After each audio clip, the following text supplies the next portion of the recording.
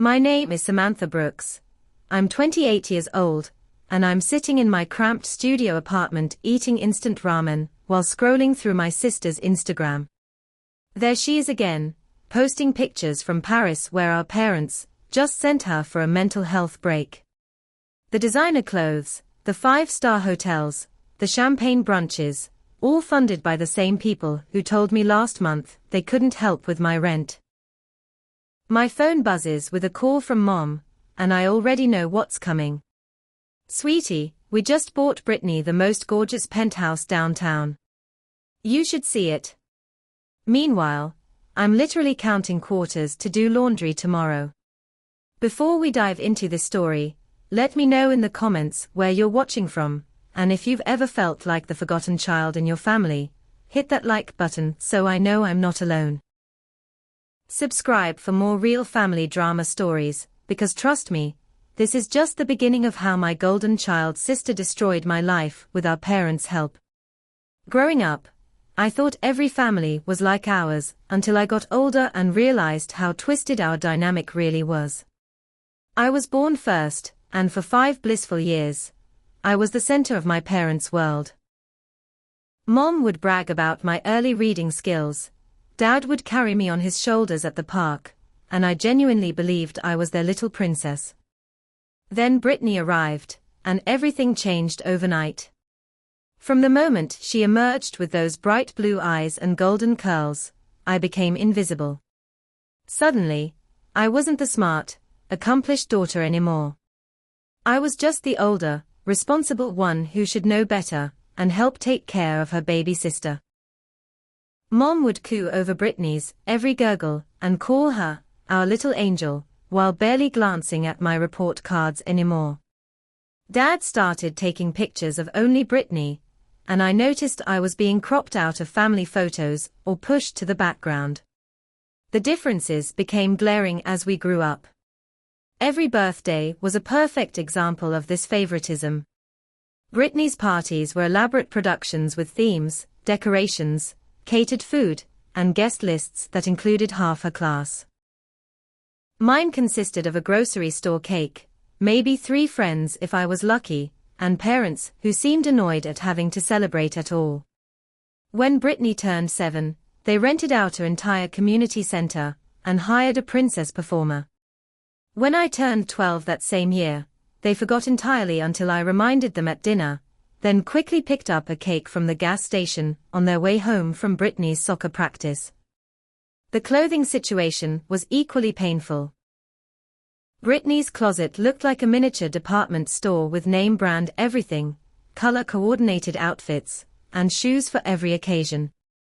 My wardrobe consisted primarily of hand-me-downs from my cousin Rebecca, clothes from discount stores, and whatever Brittany had outgrown, which was often inappropriate for my age since she was younger.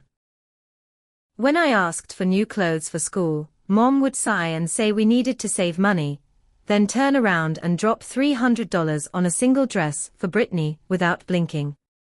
School expenses revealed the true depth of their favoritism.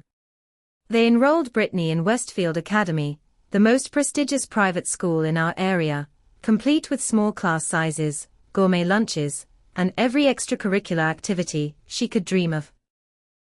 I attended Jefferson Public Middle School, where the roof leaked, the textbooks were falling apart, and the art program had been cut 3 years earlier. When I asked why we couldn't afford private school for me too, Dad explained that I was naturally smart and would succeed anywhere, while Brittany needed more individual attention and a nurturing environment to reach her full potential. Their justifications became a constant refrain that shaped my entire childhood understanding of my worth. Samantha is so independent, she doesn't need as much help. Samantha is stronger, she can handle disappointment better. Samantha will understand, she's mature for her age. Every time they chose Brittany over me, they found a way to make it sound like a compliment to my character rather than what it really was. Abandonment disguised as confidence in my abilities. The psychological impact was devastating, though I didn't understand it at the time. I internalized every message that said I wasn't worth investing in, that my needs were secondary, that love was something you had to earn through perfect behavior and self-sufficiency. I became the perfect daughter, hoping that if I just achieved enough, behaved well enough, caused no trouble at all, they would notice me again. Instead, my good behavior was taken for granted while Brittany's mediocrity was celebrated as exceptional. High school should have been my time to shine, and initially it was. Despite attending the underfunded public school, I excelled academically, maintained a perfect GPA, participated in debate team, volunteered at the local hospital, and worked part-time at a bookstore to save money for college. When senior year arrived, all that hard work paid off spectacularly. I received a full academic scholarship to Northwestern University, covering tuition, room, board, and even providing a stipend for books and supplies. I remember the day the acceptance letter arrived. I burst through the front door, waving the thick envelope and screaming with joy. For a brief moment, I saw pride flash across my parents' faces, and I thought finally they would see my worth. Dad hugged me tightly and said I was brilliant, while Mom called her sister immediately to brag about her daughter getting into such a prestigious university. That night at dinner, they actually toasted my achievement, and I felt like maybe our family dynamic was finally shifting. But 3 weeks later, I discovered exactly how wrong I was. I was walking past Dad's office when I heard him on the phone with someone from the bank, discussing a business loan application. Yes, we're liquidating our daughter's college fund to provide startup capital for our other daughter's salon business. Samantha got a full scholarship, so she doesn't need the money anymore, and we want to give Brittany every opportunity to succeed as an entrepreneur. My heart stopped. College fund. What college fund? I had never known they had been saving money for my education, and now they were taking it away before I even knew it existed. I pressed closer to the door and heard Dad continue, Brittany has such a vision for this salon, and with $25,000, she can really make something special. Samantha will be fine, she's always been self-sufficient. When I confronted them that evening, their reaction was even more devastating than the betrayal itself. Mom looked annoyed that I had been eavesdropping, and Dad seemed genuinely confused about why I was upset. Honey, you have a full scholarship, Mom explained patiently, as if I were being unreasonable.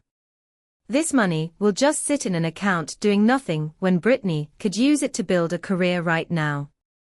You've always been able to take care of yourself, and we know you'll be successful no matter what.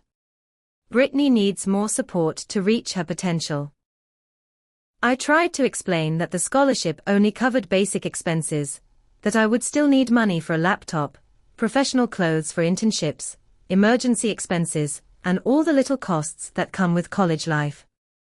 I had been planning to use part-time jobs to cover those expenses, but having a small cushion would have allowed me to focus more on studies and extracurricular activities that could boost my career prospects.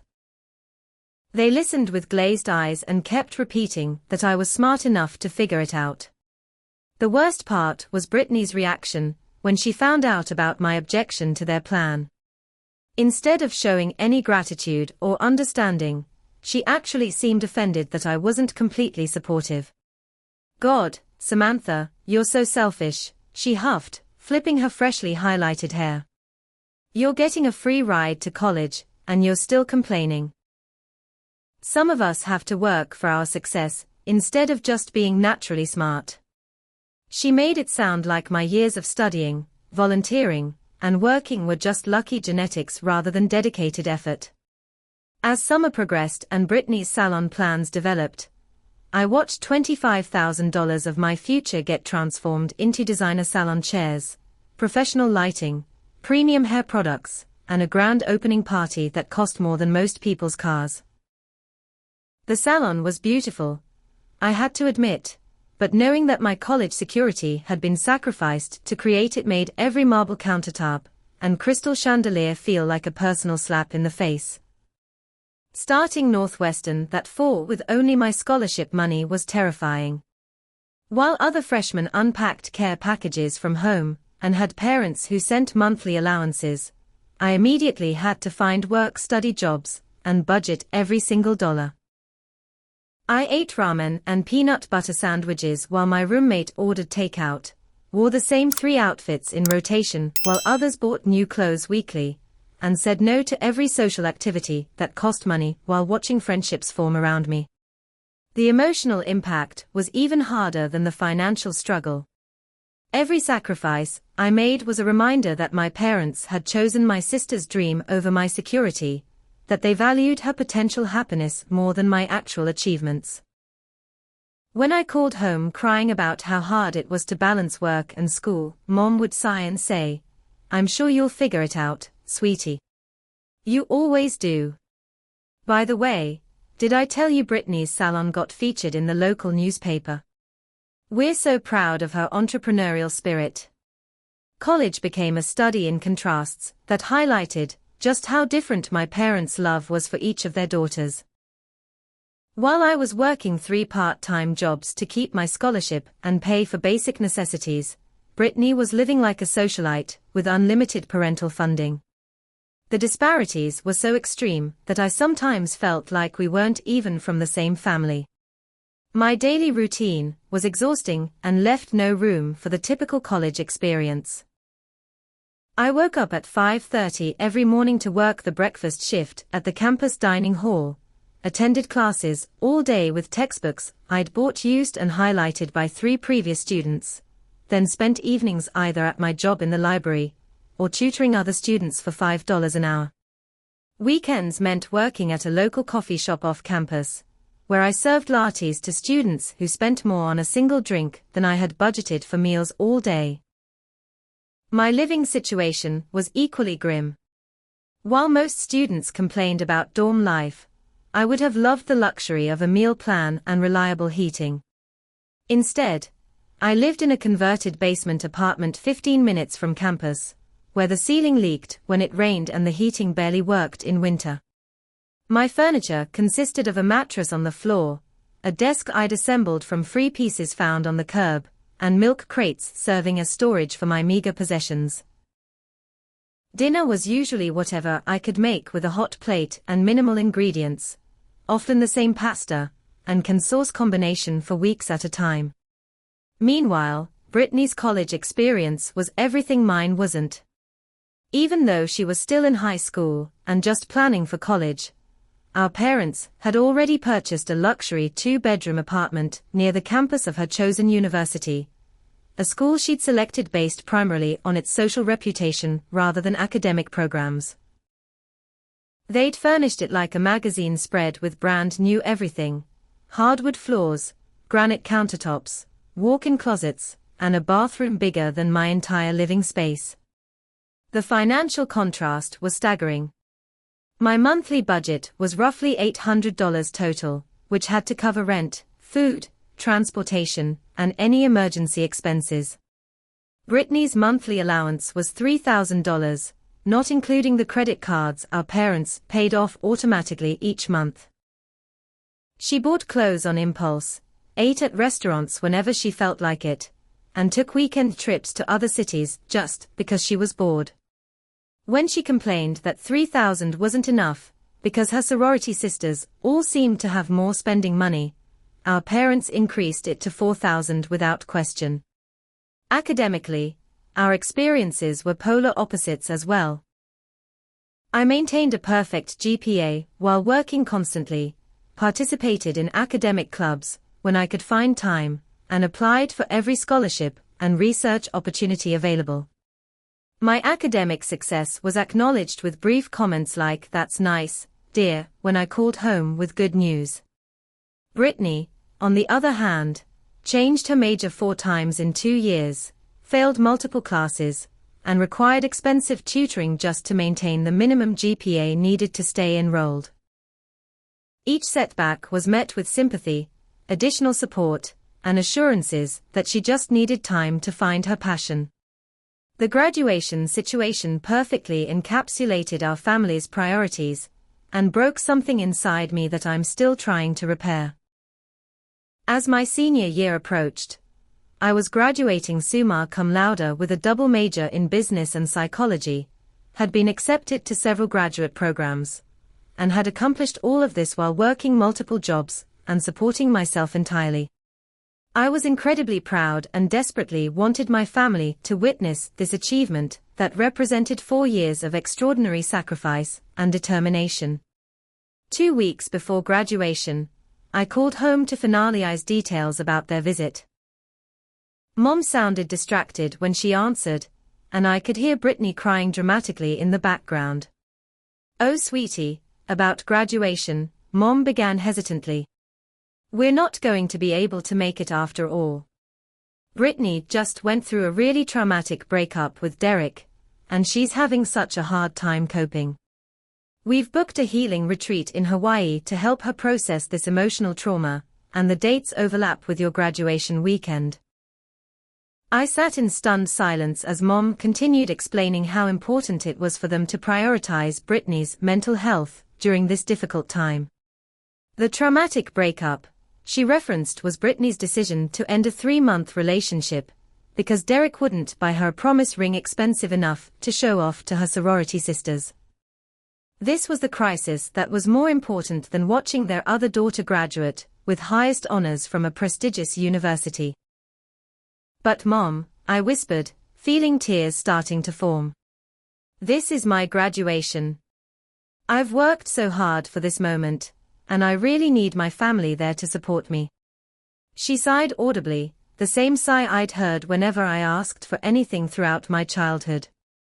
"Samantha, you're so strong and independent. You don't need us there to validate your achievement. Brittany really needs our support right now, and I know you'll understand, because you always do. We'll celebrate when we get back from Hawaii." Graduation day was one of the loneliest experiences of my life.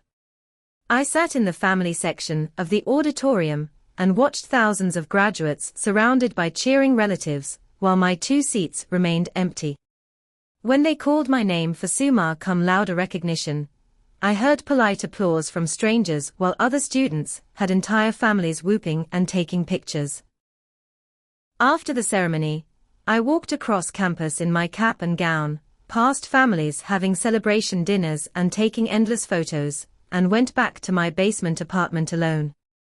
They never did celebrate when they returned from Hawaii. By then, Brittany had moved on to planning her own college graduation party, which they threw with enthusiasm 6 months later despite her barely scraping by with a basic degree in communications. The party cost more than my entire college education had, and when I mentioned this irony, Mom looked genuinely surprised. "But honey, Brittany worked so hard to graduate. We wanted to show her how proud we are." After graduation, I threw myself into building a career with the same determination that had gotten me through college. I landed an entry-level position at Morrison Marketing Group, a mid-sized firm that specialized in digital campaigns for local businesses. The salary was modest, but it was a legitimate start to my professional life, and I was grateful to finally have a steady income and the possibility of advancement based on merit rather than family favoritism. My work ethic immediately set me apart from other new hires.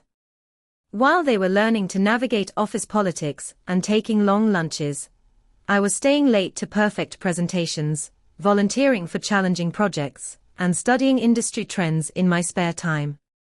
Within 6 months, I had received positive reviews from 3 different supervisors, and was being assigned to higher profile accounts that typically went to more experienced employees.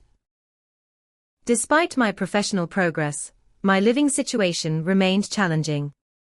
I rented a studio apartment in a converted warehouse district, the kind of neighborhood where sirens were a nightly soundtrack, and the building's security consisted of a front door that didn't quite latch properly. My furniture was still mostly second-hand finds and pieces donated by co-workers who were upgrading their own homes. I cooked simple meals on a 2-burner stove and had learned to make 1 bag of groceries last almost 2 weeks through creative combinations of pasta, canned vegetables, and whatever protein was on sale. Every dollar was budgeted and accounted for. I walked to work when weather permitted to save on bus fare, bought clothes exclusively from thrift stores, and had become expert at finding free entertainment like museum community days and outdoor concerts. My emergency fund consisted of whatever I could save after covering rent, utilities, food, and minimum payments on my student loans, which usually amounted to maybe $50 per month if I was lucky. Meanwhile, Brittany's post-college life looked like something from a lifestyle magazine. After her salon venture failed spectacularly within 2 years due to her complete lack of business acumen and work ethic, our parents immediately pivoted to funding her next entrepreneurial dream. An upscale boutique called Brittany's Closet. They purchased a retail space in the trendy downtown shopping district, hired professional interior designers, and stocked it with inventory that cost more than most people's annual salaries. Brittany's approach to running the boutique was exactly what you'd expect from someone who had never worked a real job or faced consequences for poor decisions.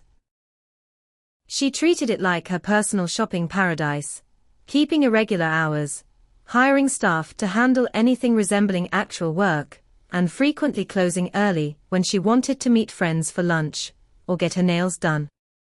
The store was beautifully designed and in a prime location, but it was essentially an expensive hobby funded entirely by our parents' continued financial support.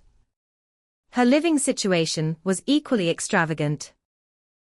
Our parents had purchased a downtown condo for her, complete with floor-to-ceiling windows, designer furniture, and a monthly maintenance allowance that covered everything from cleaning services to fresh flowers delivered weekly. Her car was a lease on a luxury sedan that cost more per month than my rent, and her credit cards were automatically paid by our parents no matter how much she spent on clothes, dining, or weekend trips with friends. The contrast became most painful when I decided to pursue a professional development opportunity that could significantly advance my career. Morrison Marketing was offering spots in an exclusive certification program that would qualify participants for senior-level positions and potentially double our salaries within 2 years. The program cost $5,000, which the company would reimburse after successful completion, but participants had to pay upfront and maintain employment for at least 1 year after certification. $5,000 might, as well have been $5 million given my financial situation. I had managed to save approximately $1,200 over the course of a year, which represented my entire emergency fund and safety net. Taking the certification program would mean borrowing the money, and my credit wasn't established enough to qualify for a personal loan at any reasonable interest rate. After weeks of internal debate, I decided to swallow my pride and ask my parents for help. I rehearsed my request carefully, prepared a detailed explanation of how the certification would benefit my career, and even offered to pay interest on the loan to make it more like a business transaction. When I called them on a Sunday evening, I tried to sound confident and professional rather than desperate. "Mom, I have an incredible career opportunity, and I was hoping you might consider lending me $5,000, I began, then launched into my explanation about the certification program, the guaranteed reimbursement, and my plan to pay them back within 6 months of completing the program. I emphasized how this could transform my career trajectory and finally put me on solid financial ground. There was a long pause before Mom responded, and I could hear the television in the background playing what sounded like one of her evening shows. "Oh sweetie, I wish we could help, but money is really tight right now. Your father and I just don't have extra funds available for something like that. You know how expensive everything has become, and with Brittany's boutique still getting established, we're stretched pretty thin financially." I felt my heart sink, but I pressed on, explaining that this wasn't a gift, but a loan with guaranteed repayment. "I understand money is tight, but this is an investment in my future. I'll have the company reimbursement to pay you back immediately, plus interest if you'd like. This could change everything for me professionally." Dad had picked up the extension phone and joined the conversation. Samantha, we've always taught you to be self-sufficient, and you've done such a good job supporting yourself. We know you'll find a way to make this work without needing help from us.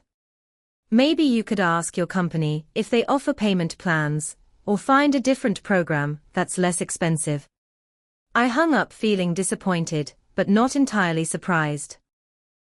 Our family's pattern of prioritizing Brittany's wants over my needs was well established, and I had known it was unlikely they'd help me professionally when they'd never done so before. I decided to look into alternative funding options, and maybe take the program the following year when I'd had more time to save. 1 week later, I was scrolling through social media during my lunch break when I saw Brittany's latest Instagram post. A series of photos showing off her brand new BMW sedan, sparkling in the sunlight outside what appeared to be the dealership. The caption read, "Early birthday surprise from the best parents ever." They said every successful businesswoman needs a car that matches her ambition. Feeling so blessed and grateful, I called the BMW dealership from my office bathroom, pretending to be interested in the same model, and asked about pricing. The car Brittany was posing with had a base price of $80,000, and with the premium options visible in her photos, it likely cost closer to $95,000. My parents had just spent nearly 20 times what I had asked to borrow on a car for my sister, then told me they didn't have $5,000 available for my career development. That evening, I drove to my parents' house in my 12-year-old Honda Civic, which had been making concerning noises for the past month and needed repairs I couldn't afford. I found them in the living room, looking through photo albums of Brittany's car shopping experience and discussing plans for her birthday party the following month. "I saw Brittany's new car," I said without preamble. "It's beautiful." Mom beamed with pride and started showing me pictures on her phone from different angles. "Isn't it gorgeous?" We wanted to surprise her, and when we saw how happy it made her, we knew we'd made the right choice. She works so hard with the boutique, and she deserves something nice. I took a deep breath and tried to keep my voice steady. "Last week you told me you couldn't lend me $5,000 because money was tight and you didn't have extra funds available. But you just spent $90,000 on a car for Brittany." I'm trying to understand how those two things make sense together. The mood in the room shifted immediately. Dad's expression hardened, and Mom stopped smiling as she put her phone away. "Samantha, that's completely different," Dad said firmly. "Brittany needs reliable transportation for her business, and this car is an investment in her professional image. What you're asking for is essentially us paying for your job training, which should be your own responsibility as an adult." Mom nodded in agreement, her voice taking on the patient tone she used when she thought I was being unreasonable. "Besides, you've always been so capable of figuring things out on your own. Brittany needs more support to succeed, and we know you understand that. You wouldn't want us to limit your sister's potential just because you're having temporary financial difficulties, would you?" I stared at them in disbelief.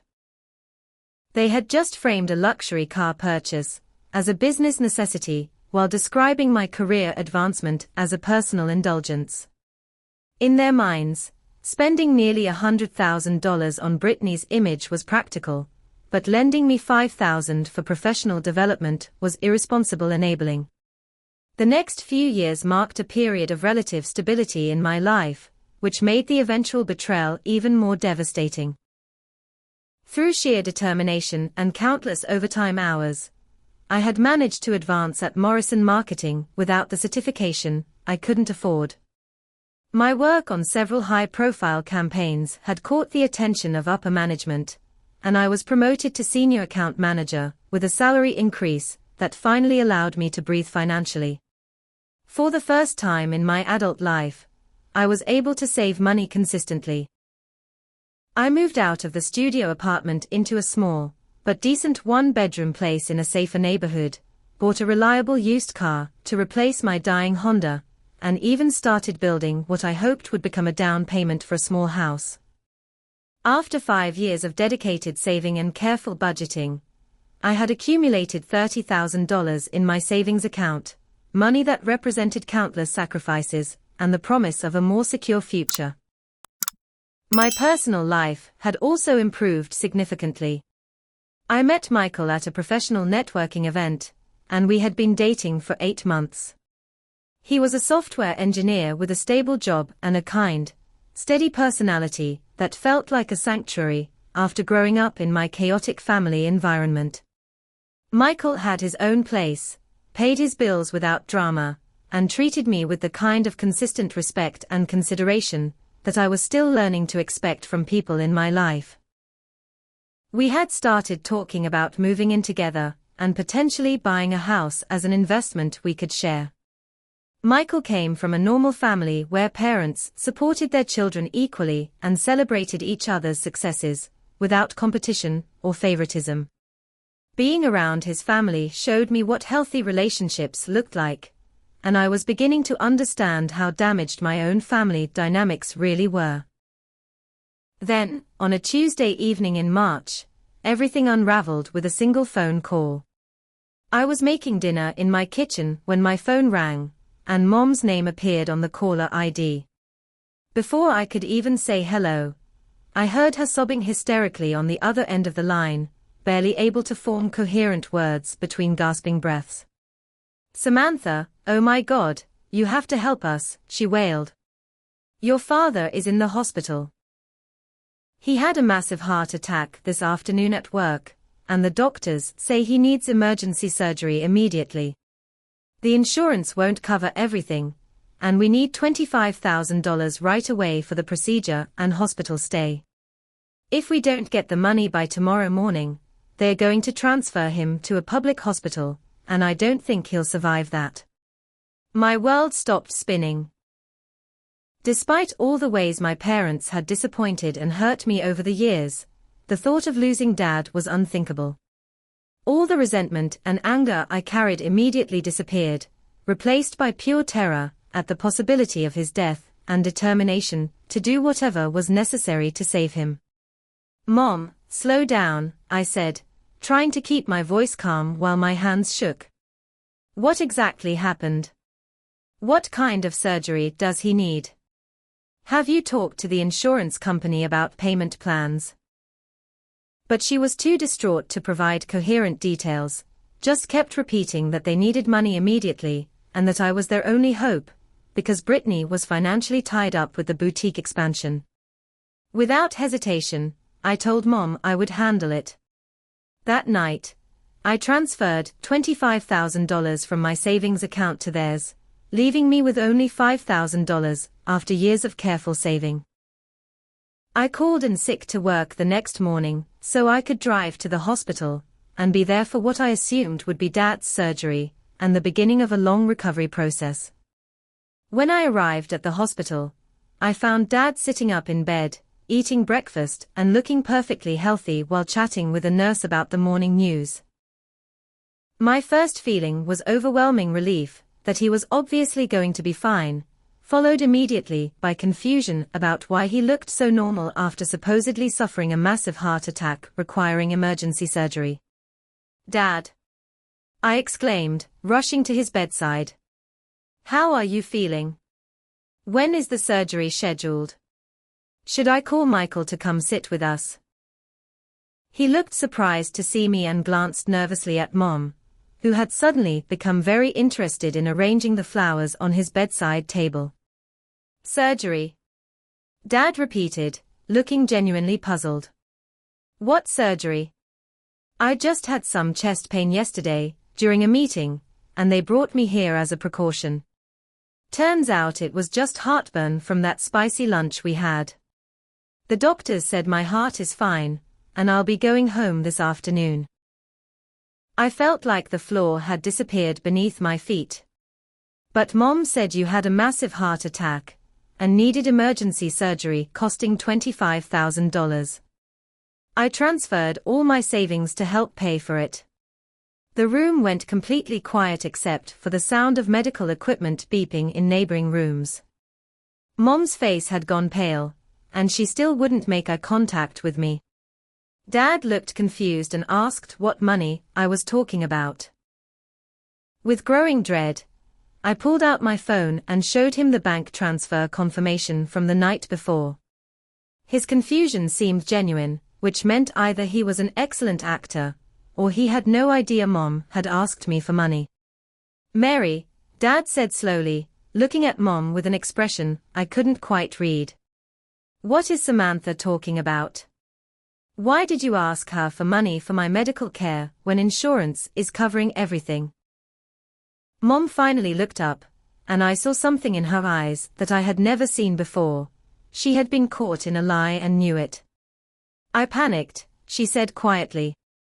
"I was so scared about your chest pain, and I thought we might need extra money for specialists, or private rooms or something. Samantha always figures out how to make money work, so I knew she could help if we really needed it." Her explanation made no sense, and we all knew it. Over the next hour, through careful questioning and Mom's gradually crumbling story, the truth emerged. There had been no massive heart attack, no emergency surgery, and no immediate financial crisis. Dad had indeed experienced chest pain and been taken to the hospital as a precaution, but insurance was covering the minimal costs associated with his overnight observation and tests. The real reason for the urgent money request became clear when I started asking specific questions about where the $25,000 had actually gone. Mom finally admitted, through tears that seemed more about being caught than about genuine remorse, that they had used my money as a down payment for a new jewelry store they were purchasing for Brittany's latest business venture. "Brittany has such a vision for expanding into fine jewelry," Mom explained, as if this justified the elaborate deception. "The opportunity came up suddenly, and we needed to move quickly or risk losing the perfect location. We knew you would want to help your sister succeed, and we planned to pay you back once the jewelry store started making money." I sat in that hospital room, surrounded by the beeping of medical equipment and the smell of antiseptic, and realized that my parents had orchestrated an elaborate fraud to steal my life savings. They had exploited my love for Dad, manipulated my fear of losing him, and callously stolen money that represented years of sacrifice, so they could fund another business venture for their golden child. Michael arrived at the hospital an hour later, as I had asked him to come support our family during Dad's crisis. When I explained what had actually happened, his reaction was immediate and intense. "Are you serious?" he said, his voice rising with disbelief. "They faked a medical emergency to steal your savings. And you're not calling the police? Why?" Over the following weeks, Michael and I had increasingly difficult conversations about my family and my apparent inability to establish appropriate boundaries with them. He couldn't understand why I wasn't demanding the money back immediately, why I wasn't cutting contact with parents who could deceive me so callously, or why I continued to make excuses for their behavior. "Samantha, they committed fraud," he said during one particularly heated discussion. "They literally stole from you using false pretenses. This isn't family drama, this is criminal behavior, and you're acting like it's just another disappointment you have to accept." I tried to explain the complexity of family relationships, how cutting them off completely felt impossible, how I still held hope that they might change or show remorse. Michael's patience finally ran out 3 months later, when I mentioned that I was considering attending Brittany's jewelry store grand opening.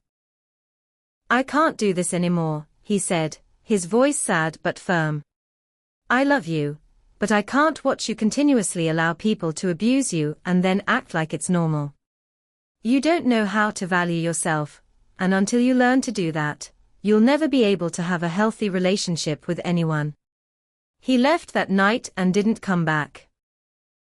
I lost the person who had shown me what love and respect looked like, lost the future we had been planning together, and lost any remaining faith I had that my family might someday treat me with basic human decency. For the first time in my life, I truly understood what it meant to have lost everything. 18 months after the medical emergency fraud, just as I was beginning to rebuild my finances and emotional stability, Brittany announced her engagement to Richard Thornfield, heir to a commercial real estate fortune. The engagement itself wasn't surprising given Brittany's talent for attracting wealthy men who could maintain her lifestyle, but what followed was a masterclass in family exploitation that surpassed even their previous betrayals. Within weeks of the engagement announcement, our parents launched into wedding planning mode with an intensity that resembled a military campaign. This wasn't going to be just any wedding, they declared, but a social event that would establish Brittany's position in high society and showcase our family's sophistication to Richard's prominent relatives and business connections. Mom started carrying around a thick binder filled with vendor quotes, venue photographs, and detailed budgets that made my eyes water. The initial estimate for their vision was $150,000, a number they announced with pride rather than embarrassment. Brittany deserves a fairy tale wedding, Mom explained, showing me pictures of venues that looked like European castles. This is a once-in-a-lifetime event, and we want everything to be absolutely perfect. The venue alone cost $40,000 for a single evening, not including the mandatory catering package, floral arrangements, or the live orchestra they insisted was essential for proper ambience. Brittany's dress came from a designer boutique in New York and required 3 fittings plus custom alterations that cost more than most people spend on their entire weddings.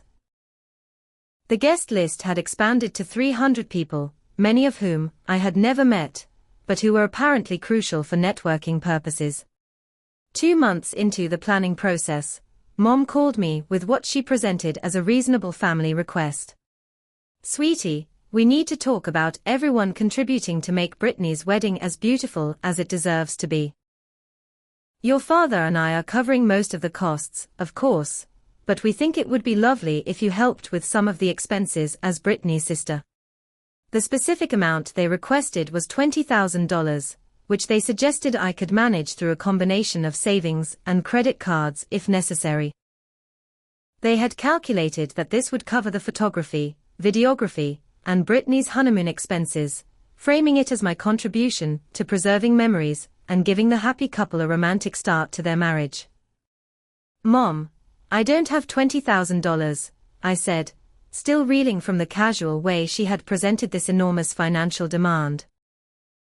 "I'm still rebuilding my savings after the money you took for Dad's fake medical emergency, and I definitely can't put that much on credit cards." The silence that followed my response felt ominous.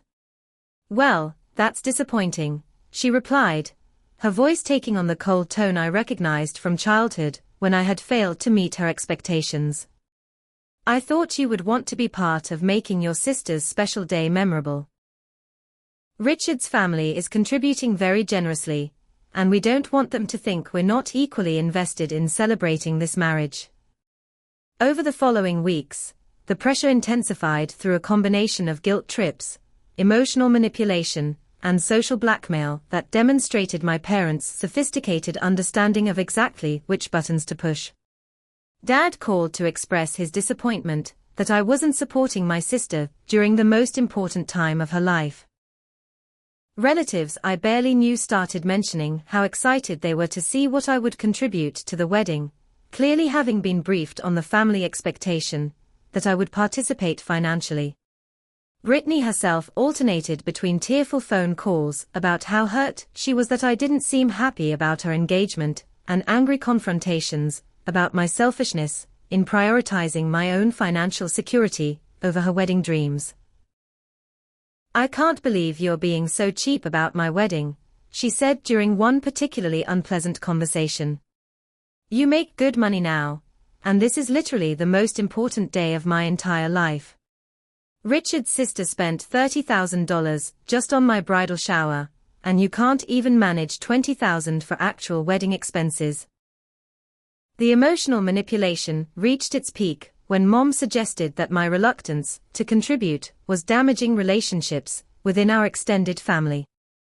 Aunt Helen keeps asking me what you're planning to do for the wedding, and I'm embarrassed to tell her you haven't committed to anything yet. She contributed $15,000, and she's not even the bride's sister. People are starting to wonder what's wrong with you that you're not more supportive. Eventually, worn down by months of constant pressure, and exhausted by the social isolation that came with being labeled the selfish sister, I made a decision that would haunt me for years. I couldn't manage $20,000 in cash, but I could help with some expenses using credit cards if they promised to pay off the balances quickly after the wedding. How quickly? I asked Mom when I finally called to discuss a compromise. Because I can't carry that kind of debt for more than a few months without seriously damaging my credit score. She assured me that they had money tied up in investments that would become liquid shortly after the wedding, and my credit cards would be paid off within 60 days at most. The specific arrangement we agreed upon seemed reasonable at the time. I would put the photography, videography, and floral arrangements on my credit cards, totaling approximately $15,000. They would handle all other wedding expenses directly, and I would be reimbursed immediately after their investments matured, which Mom insisted would happen within weeks of the wedding date. What I didn't realize until much later was that this arrangement gave them access to my credit without any legal obligation to repay it quickly. When vendors required payment, Mom would call me with urgent requests to authorize charges, always with promises that reimbursement was imminent and apologies for the temporary inconvenience. The charges accumulated rapidly as wedding expenses spiraled beyond the original budget. The photography package increased when Brittany decided she needed engagement photos at multiple locations. The videography expanded to include drone footage and a documentary-style film about their love story. The floral arrangements multiplied when she decided every surface at the reception venue needed elaborate centerpieces. By the week of the wedding, my credit cards showed balances totaling $35,000, more than double what we had originally discussed. When I called Mom in panic about the mounting debt, she was stressed about final wedding preparations and dismissed my concerns with vague assurances that everything would be resolved after the honeymoon. The wedding itself was indeed spectacular, a Pinterest-perfect event that would generate social media posts and professional photographs worthy of magazine publication. Brittany looked stunning in her designer gown. The venue was transformed into a fairy tale setting with thousands of flowers and perfect lighting, and every detail reflected the months of planning and enormous financial investment. As her maid of honor, I stood at the altar wearing a dress that had cost me $800, watching my sister marry into wealth while knowing that I had gone into debt to make her day perfect. During the reception, I listened to speech after speech praising the bride's beauty and the groom's success while our parents basked in compliments about the elegant celebration they had provided. The most painful moment came during Dad's father of the bride's speech, when he talked about how proud he was of both his daughters and how Brittany's success reflected the values they had instilled in their children. Brittany has always been our shining star, he said, raising his champagne glass toward the head table. Her determination and vision have led her to this moment, and we couldn't be more proud of the woman she has become. No mention was made of my financial contribution, my years of academic achievement, or my professional success. In the narrative of Brittany's perfect day, I was simply the supporting sister, who had done her duty by helping with expenses, not the person who had sacrificed her financial security to fund their vision of social acceptance. 3 weeks after the wedding, when I called to discuss the promised reimbursement, Mom sounded surprised that I was bringing up money so soon after such a beautiful celebration. "Can't you just enjoy the memories we created?" she asked. "The wedding was perfect, and everyone had such a wonderful time. I thought you would be happy about contributing to something so meaningful." The months following Brittany's wedding marked the lowest point of my emotional and financial life, but they also became the catalyst for the most important transformation, I would ever experience. Carrying $35,000 in credit card debt on my modest salary meant that almost every paycheck disappeared immediately into minimum payments, leaving me with barely enough money for basic survival expenses. My daily life became an exercise in financial triage. I moved out of my decent apartment and back into a studio that reminded me painfully of my college years, complete with unreliable heating and neighbors who seemed to hold loud conversations at 3 a.m. Meals consisted of whatever I could make with ingredients costing less than $5 total, usually some combination of pasta, canned vegetables, and whatever protein was marked down for quick sale. The psychological impact was even worse than the financial stress. I felt stupid for trusting my family again, angry at myself for not establishing better boundaries, and completely hopeless about ever escaping the cycle of exploitation that had defined our relationship since childhood. Sleep became elusive as my mind raced with calculations about interest rates, minimum payments, and how many years it would take to dig out of debt at my current income level. It was during one particularly dark night, when I was seriously contemplating whether my life insurance policy would cover suicide if I made it look like an accident, that I finally acknowledged I needed professional help. The next morning, I searched online for therapists who offered sliding scale fees and made an appointment with Dr. Emma Richardson, a specialist in family trauma, who had availability the following week. My first session with Emma was awkward and embarrassing as I tried to explain my situation, without sounding like a complete victim, or making excuses for my family's behavior. I expected her to tell me I needed to take responsibility for my poor decisions and learn to set better boundaries, the same advice well-meaning friends had been offering for months. Instead, Emma listened carefully to my entire story, and then said something that changed my entire understanding of my life. "Samantha, what you're describing isn't normal family dysfunction or poor communication. This is a textbook example of narcissistic family dynamics, where one child is designated as the golden child who can do no wrong, and another child becomes the scapegoat who exists primarily to serve the family's needs." She went on to explain concepts I had never heard before, but that described my childhood with stunning accuracy. Triangulation, where my parents would pit Brittany and me against each other to avoid taking responsibility for their favoritism. Gaslighting, where they convinced me that my perceptions of unfair treatment were wrong or oversensitive. Financial abuse, where they exploited my resources while claiming it was for family solidarity. "The most important thing you need to understand," Emma said during our third session, "is that you haven't failed at having a good relationship with your family. They have failed at being a family to you. Your role in their dynamic has been to provide resources, absorb criticism, and enable your sister's lifestyle while receiving minimal support or recognition in return." These therapy sessions were the first time in my adult life that someone validated my experiences and confirmed that my perceptions of unfair treatment had been accurate all along. Emma helped me understand that my endless attempts to win my parents' approval were doomed to fail, because their family system required me to remain in the subordinate position that made Brittany's elevation possible.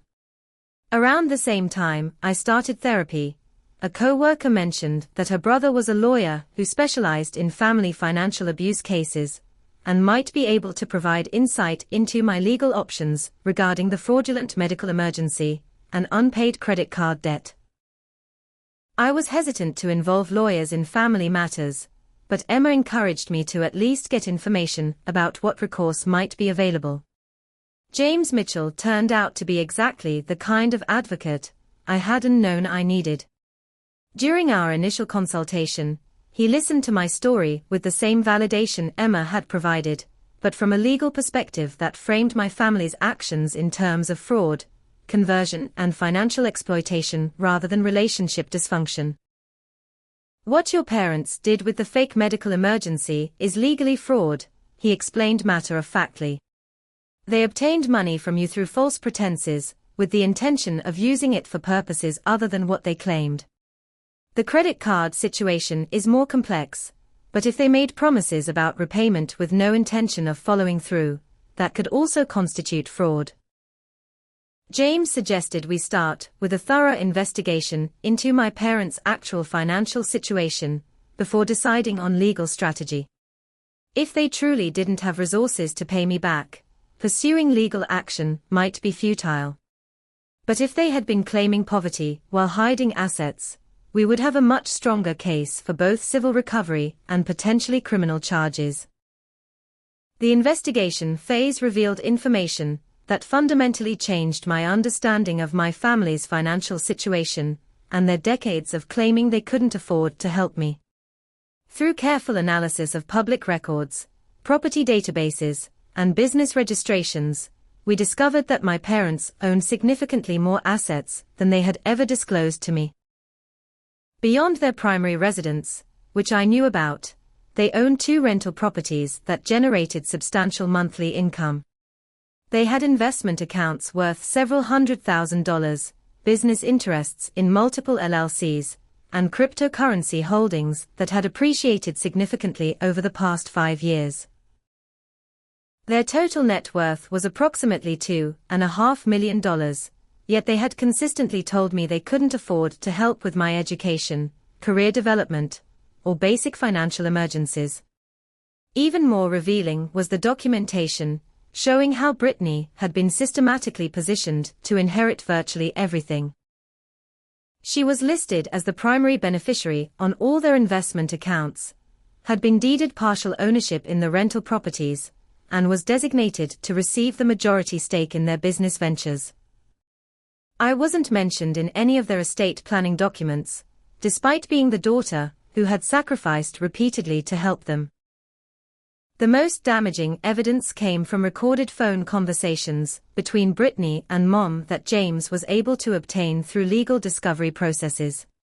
In these conversations, they discussed their strategy for managing Samantha and extracting maximum financial benefit from my desire to maintain family relationships.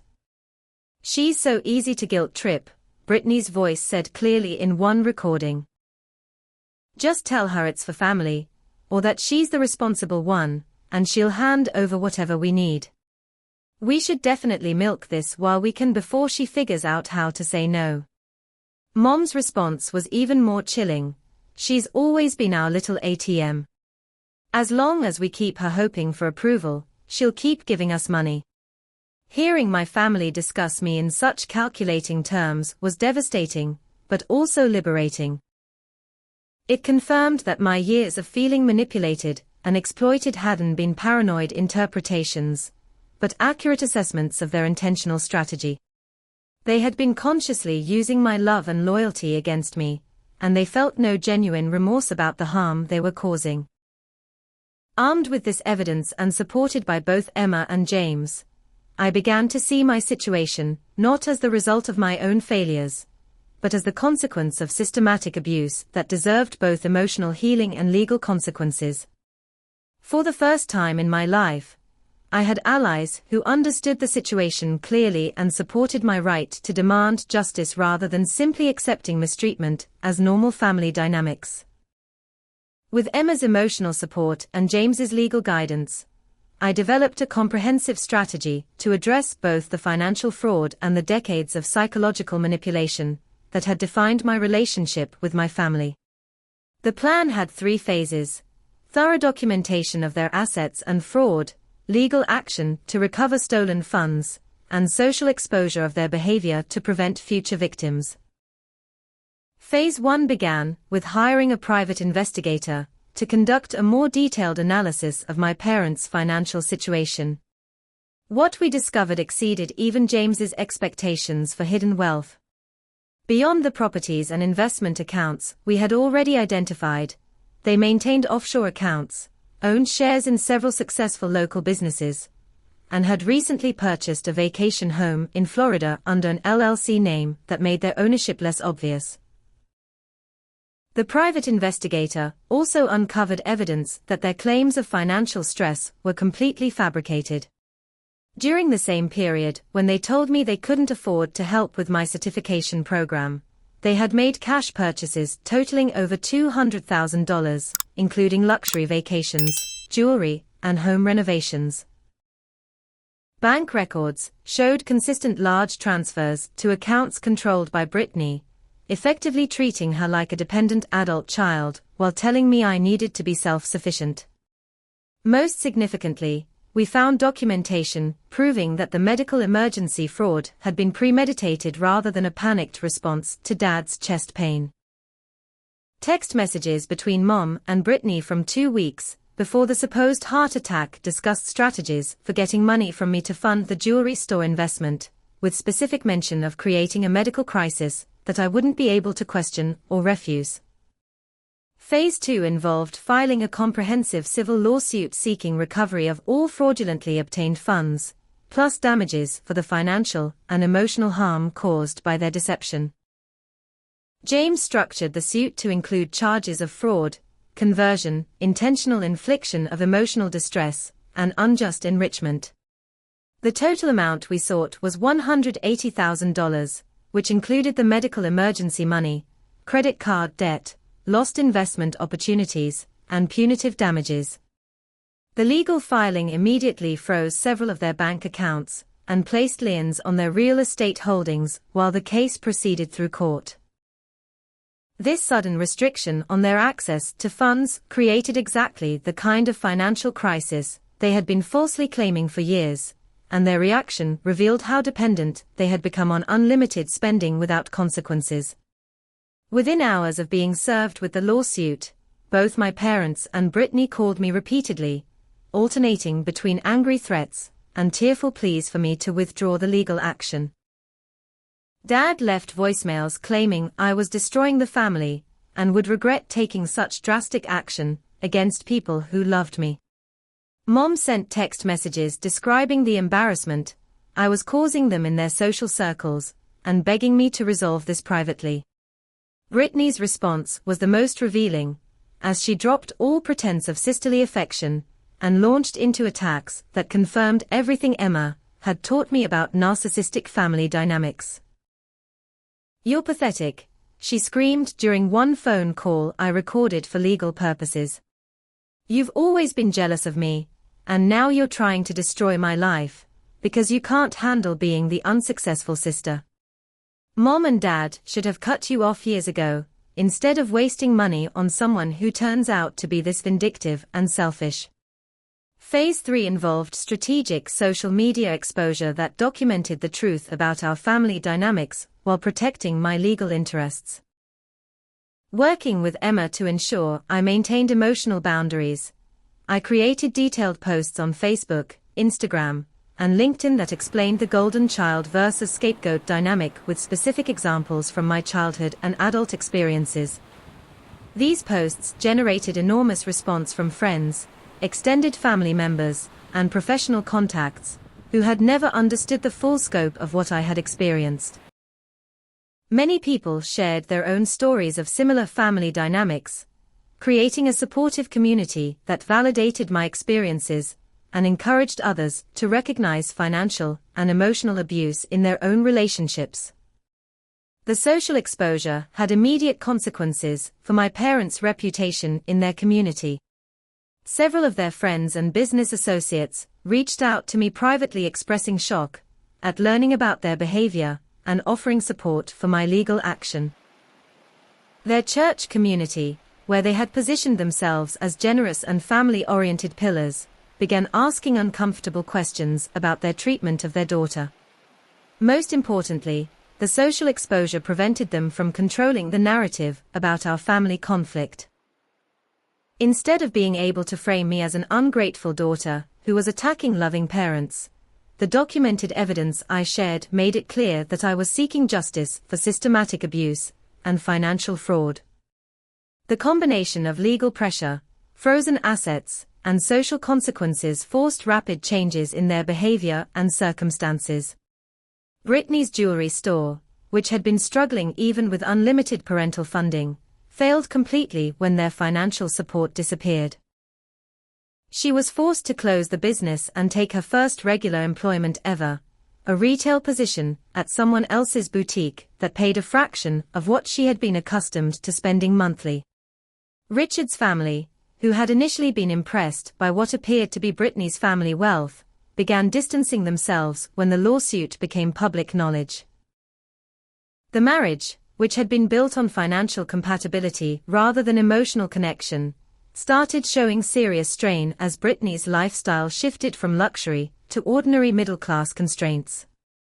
My parents were forced to liquidate some investments to cover their legal fees and began negotiating seriously for settlement rather than facing the embarrassment and expense of a public trial.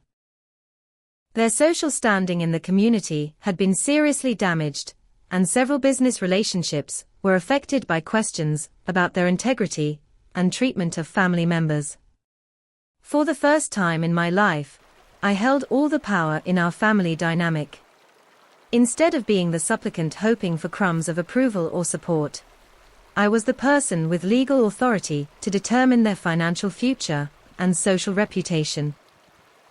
The reversal was both satisfying and emotionally challenging, as I navigated having control over people who had controlled me for decades. The legal resolution came 8 months after filing the initial lawsuit, when my parents agreed to a settlement that avoided the publicity and expense of a public trial. The final agreement required them to pay me $180,000 in compensation, which included full reimbursement for the medical emergency fraud, all credit card debt with accumulated interest, and additional damages for emotional distress and lost opportunities. The settlement also included specific stipulations about their future behavior, including a requirement that they publicly acknowledge their fraudulent actions and provide written apologies to extended family members who had been given false information about my character and motivations. Most importantly, they were prohibited from making any negative statements about me to mutual acquaintances or family members, with significant financial penalties for any violations. To fund the settlement, they were forced to sell one of their rental properties and liquidate a substantial portion of their investment portfolio. This downsizing meant they had to adjust their lifestyle significantly, giving up expensive vacations, luxury purchases, and the constant financial support they had provided to Brittany throughout her adult life. The consequences for Brittany were particularly dramatic, as she had never learned to live within normal financial constraints or support herself through actual work.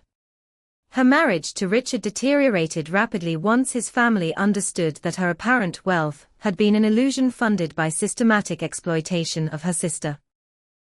Richard filed for divorce 18 months after their wedding, citing irreconcilable differences, but privately expressing concerns about her spending habits and entitlement attitude. Forced to navigate adult life without unlimited parental funding, Brittany struggled to adapt to working retail hours, budgeting for basic expenses, and living in a modest apartment rather than the luxury condo our parents had previously provided. She made several attempts to reconcile with me, apparently hoping that my improved financial situation might make me a replacement source of support, but I maintained strict boundaries about our relationship. For me, the settlement money represented far more than financial compensation. It provided the resources to completely rebuild my life on my own terms, free from the financial stress and family manipulation that had defined my adult years. I used a portion of the money to purchase a small, but beautiful house in a neighborhood I loved, invest in retirement accounts I had never been able to fund, and create an emergency fund that gave me security I had never experienced before. More significantly, I used some of the settlement money to pursue career development opportunities one had been forced to decline due to family financial sabotage. I completed not only the original certification program that had triggered the confrontation about their priorities, but also several additional professional development courses that positioned me for senior leadership roles in my industry. Within 2 years of settling the lawsuit, I had been promoted to director level at Morrison Marketing and recruited by a larger firm for a position that nearly doubled my previous salary. The combination of settlement money, career advancement, and freedom from family financial obligations gave me a level of economic security and professional satisfaction I had never imagined possible. My personal life also flourished once I learned to establish healthy boundaries and recognize manipulative behavior. I met David through a professional organization, and our relationship developed slowly based on mutual respect, shared interests, and genuine emotional connection rather than desperation or neediness. David came from a supportive family who welcomed me warmly and demonstrated what normal family relationships looked like. Therapy with Emma continued for 3 years, helping me process childhood trauma, develop self-worth that didn't depend on external approval, and learn to maintain healthy relationships without falling into old patterns of people-pleasing and self-sacrifice. The most important insight from therapy was understanding that forgiveness didn't require reconciliation, and that I could release anger without exposing myself to continued abuse. The final confrontation with Brittany came 2 years after the settlement, when she approached me at a mutual friend's wedding. She had clearly prepared what seemed like a genuine apology, acknowledging the harm our family's favoritism had caused and expressing regret about her own role in the financial exploitation. "I know I don't deserve forgiveness," she said, tears streaming down her face as we talked privately outside the reception venue. "I was so spoiled and entitled that I didn't even realize how badly we were treating you." Therapy has helped me understand that I was damaged by their favoritism too, just in different ways. I became completely dependent and unable to function as a real adult. I listened to her apology and felt genuine sympathy for the ways our parents' dysfunction had harmed both of us, but I also maintained clear boundaries about what reconciliation could realistically look like. "I forgive you for being young and following their lead," I told her honestly. "But forgiveness doesn't mean forgetting what happened, or pretending we can have a normal sister relationship after everything that occurred." We agreed to maintain polite, but distant contact, exchanging holiday cards and occasionally attending the same family events without hostility, but without the pretense of closeness that would require trust one couldn't rebuild. This limited relationship felt healthy for both of us, acknowledging our shared history without ignoring the reality of how deeply our family dynamics had been poisoned.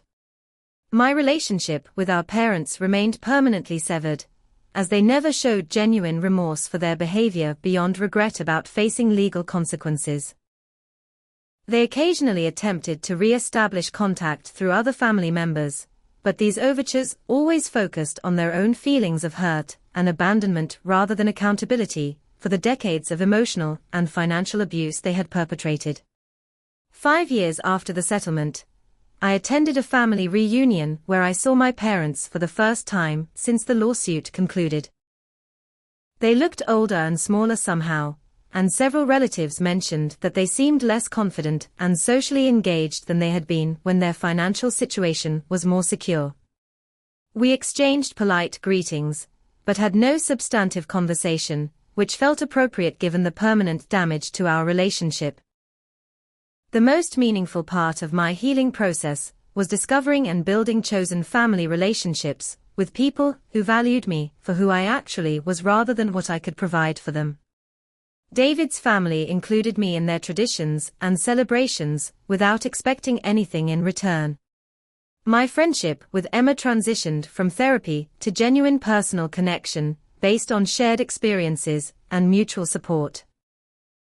Professional mentors and colleagues recognized my contributions and invested in my success without ulterior motives.